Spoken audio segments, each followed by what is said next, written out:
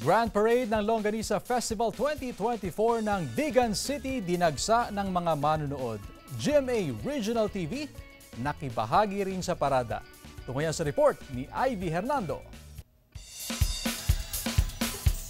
Napuno ng tao ang kahabaan ng Quezon Avenue sa ginanap na Grand Parade ng Vigan City Fiesta and Longganisa Festival. Halos sinakop na ng mga manonood ang kalahating linya ng kalsada para makisaya sa pista. Kasama sa parada ang iba't ibang ahensya ng gobyerno mula sa city government, provincial government, iba't ibang sektor sa lipunan, mga organisasyon at mga media.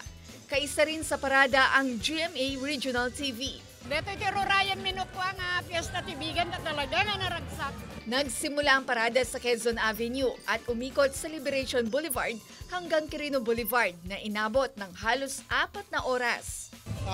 Everybody loves to participate even without any financial reward. Malaki raw ang kontribusyon ng mga ahensya at iba't ibang sektor sa lipunan. Kaya marapat daw na bigyan sila ng araw sa isa sa pinakamalaking pista ng lungsod. Samantala, ibinida ng mga magsasaka at barangay officials ang iba't ibang disenyo ng float sa Grand Opening Parade ng Gaming Festival sa Solsona, Ilocos Norte.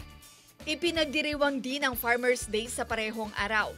Ginamitan ng palay, bawang, mais at iba't ibang gulay ang mga float.